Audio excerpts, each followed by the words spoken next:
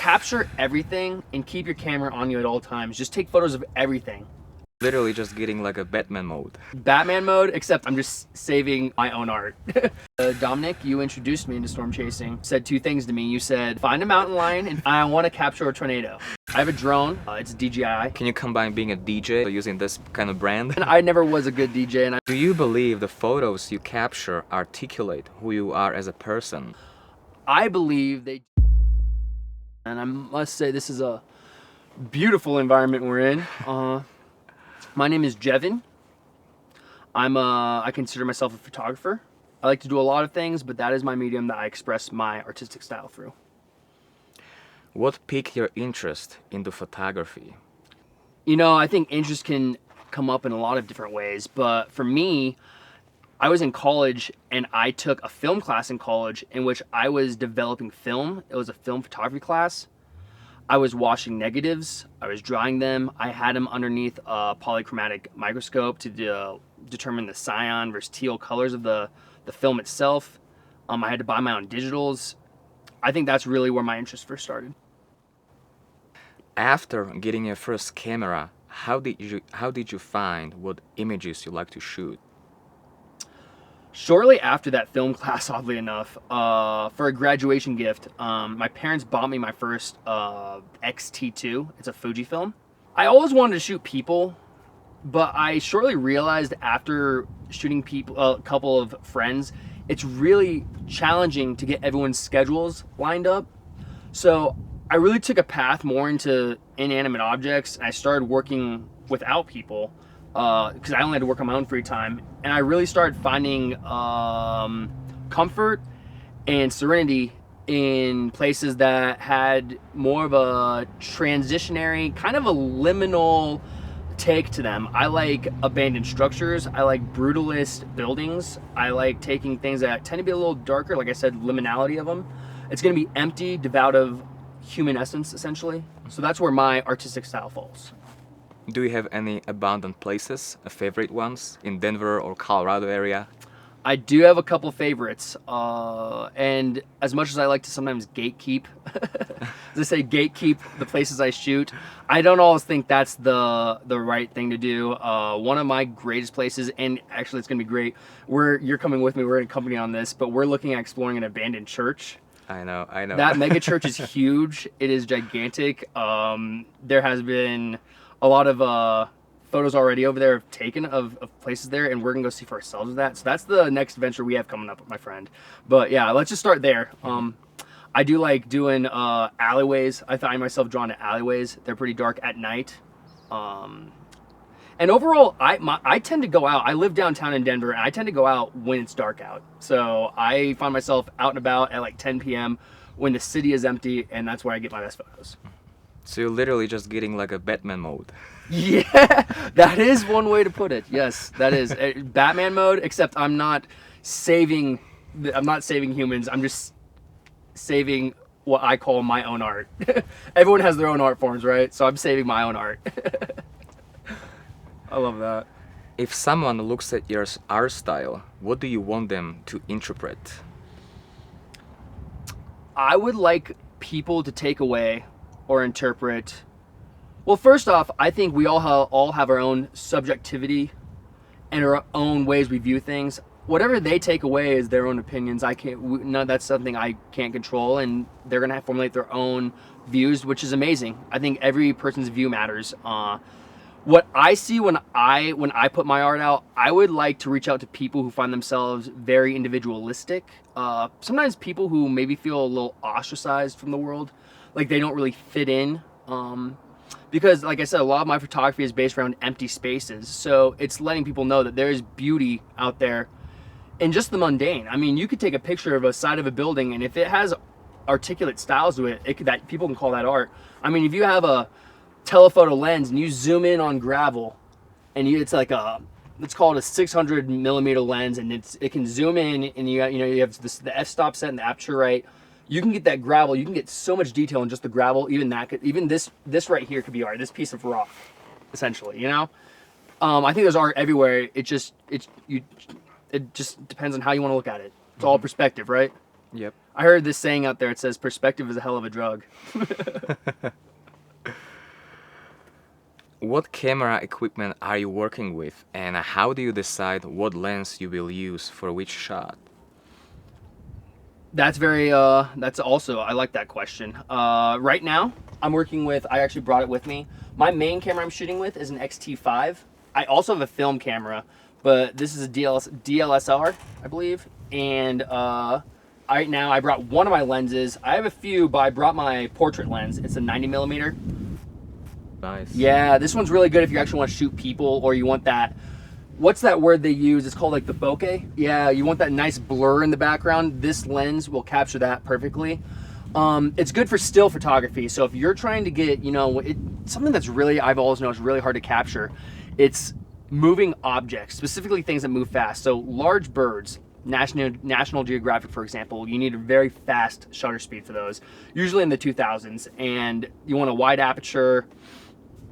For me, I'm using still images. That's what I work with. The things I capture, like I said, the liminal spaces, they don't move, which is really nice.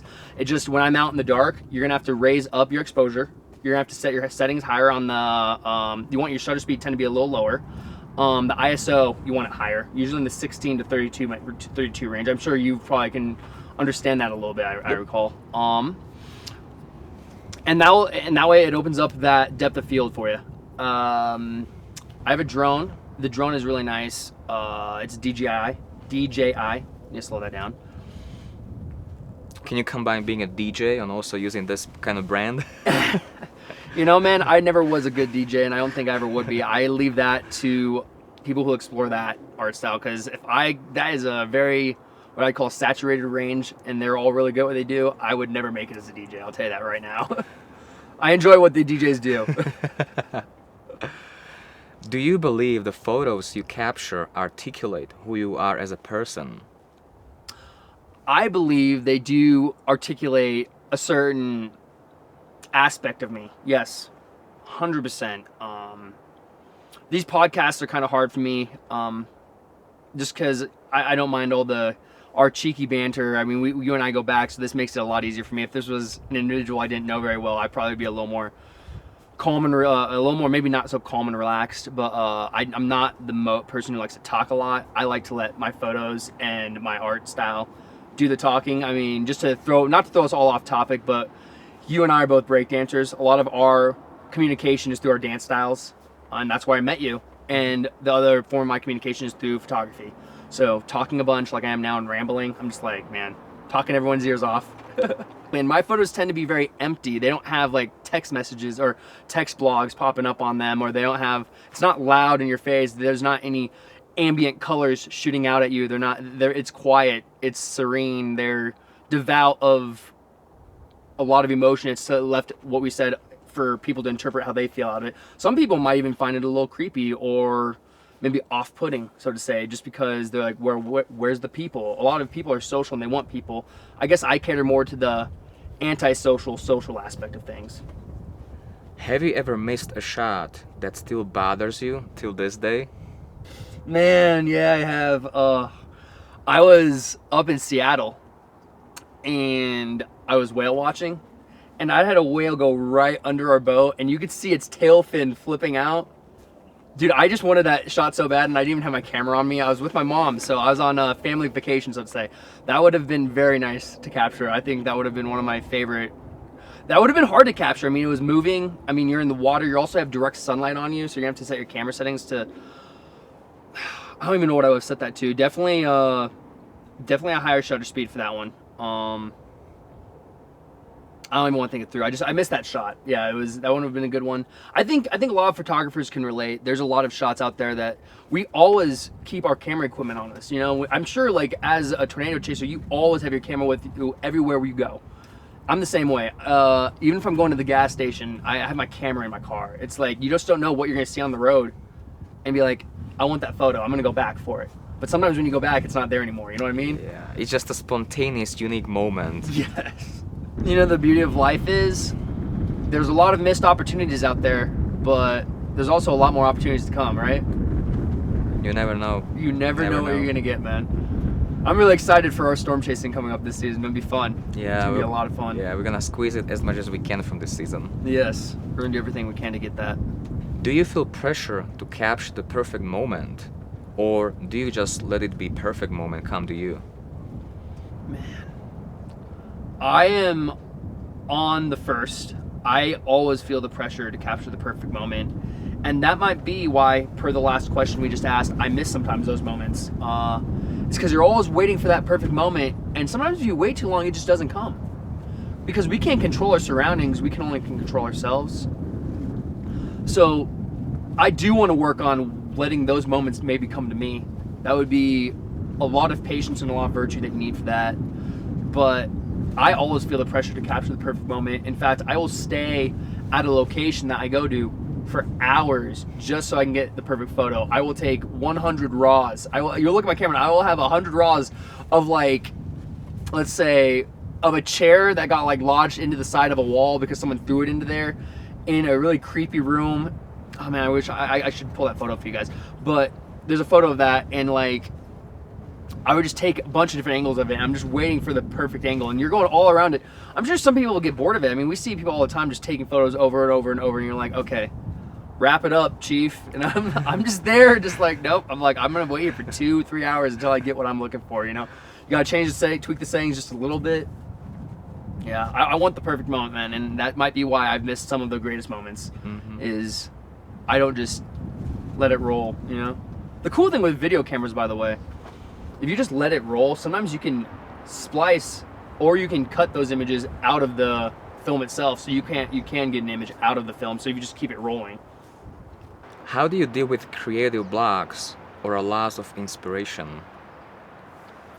Sometimes if you do something too much and you put too much pressure on yourself for that perfect moment, for that perfect image you want to put up on social media or whatever platform for your portfolio, yeah, it really can take the fun out of things. In those times, I try to lean towards other hobbies and interests and passions that I have. One of the big mediums that I've met you through is breakdancing. That is a very big release for me when I'm doing that. So that helps out a lot, as I will lean into another passion that I have, which isn't that many. I mean, we both know each other through like for a while now. You and I mean, we got this tandem of like breakdancing and like, for me it's photography. For you like to breakdance, you have your gymnastics rings, you're really good at what you do, and then outside of that you like to storm chase. We kind of have both our mediums that we bounce back and forth towards, you know? If you were shooting a storm or extreme situation, what would you focus on first? I would like to build a storyline behind that, and we would have like a carousel of photos we could put up. But ideally, it's like you when you shoot a video, and you're so good at that. I've recognized that when I've watched your films. You got to build up to the images. You don't want to just put a tornado out there, because people would be like, okay, it's a tornado. How did you capture that? Is that now these days, 2026, people are gonna ask, is that AI? Like, you know, they'll get that. They're like, they did that through AI. No, you got to like build up to that moment. So I would probably want to capture the environment around it, us getting up there, maybe us at the gas station first. So you have a series of photos that can add in the storyline. And when you get to the tornado, I would like to capture obviously the tornado itself. I think there's plenty of ways to do that. I would like to capture it far away, maybe closer up. I would also like to probably get a selfie with it. I think that would be kind of cool. Just a little, you know. Yeah, that's me and tornado. Yeah, I've seen some of those, man. You have captured some amazing tornadoes, man. I will never forget the one you captured that looked like one of those legs of the Demigorgons off Stranger Things. That was immaculate, to say the least. But to answer your question, and not to ramble on, you have to build up to that moment. So I would capture the environment around the tornado until we got to the tornado itself. So we have a bunch of series, a carousel of photos, if you will, explaining how we got to that moment. Maybe some cattle, longhorn bulls. Yes, and even better if the cattle were in the tornadoes themselves. Spinning. How did you manage to find your way into storm chasing? Well, I have you to thank for that. Dominik, you introduced me into storm chasing. I remember we were at our dance studio at the time, and you said two things to me. You said, I want to find a mountain lion and feed it a steak. I want to capture a tornado. 2021, December 2021. Yes. The latter you've done. You've captured a tornado. I don't know if you've fed a mountain lion a steak yet. That's something that, you haven't shared that story with me yet. Maybe you have. Not yet. But that essentially piqued my interest in tornadoes.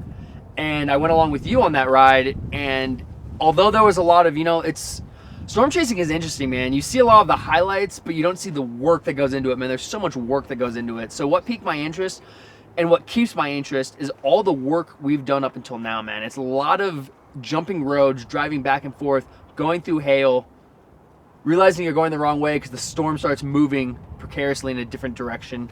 You can't control the weather. I can't control the weather. They can't control the weather. It moves how it wants. And so we're following it around, on these longitudinal and latitude styled roads. Unless you want to go off-roading, but I mean, there's not many people who can do that. You can't just cut through someone's backyard. When you mentioned there's a lot of stuff behind storm chasing that people don't really see, what's the one thing you would say people misunderstand about storm chasing? What happens behind?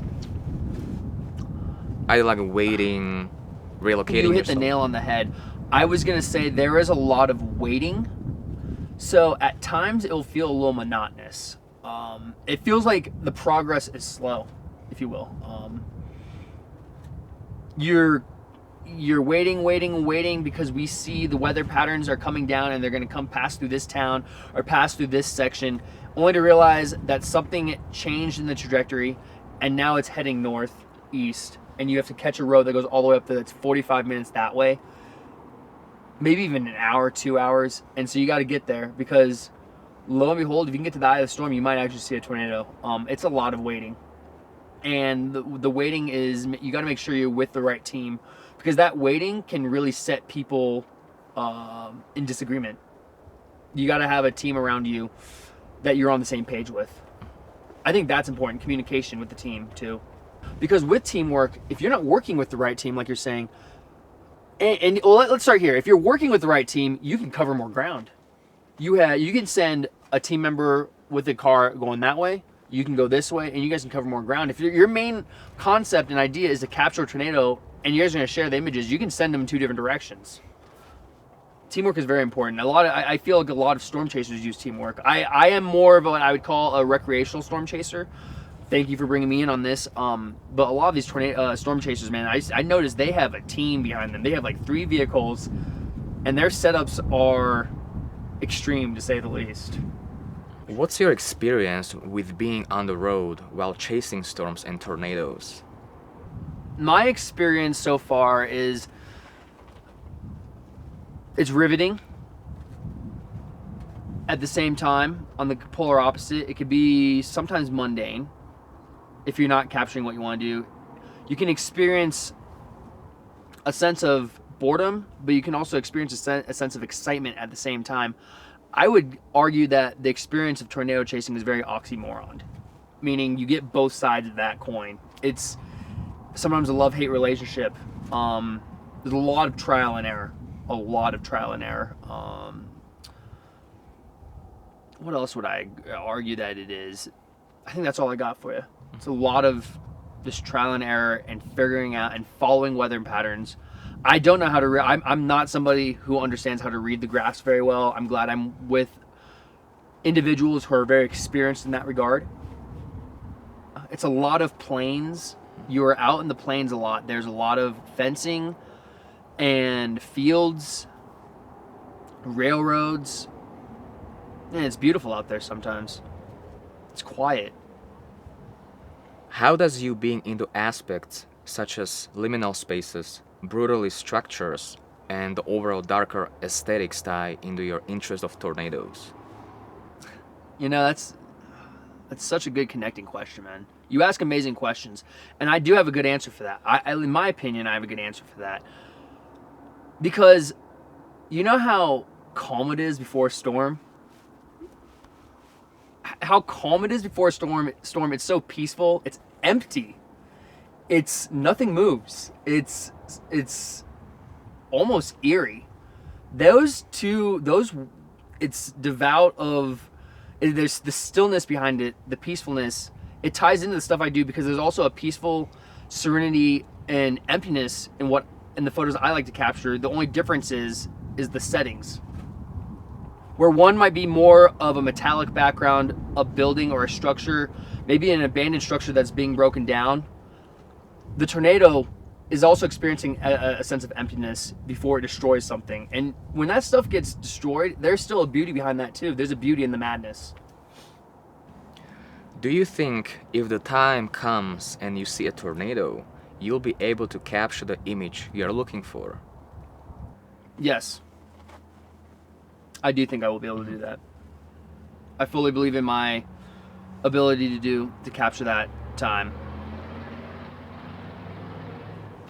I don't mean that in a arrogant way. I mean that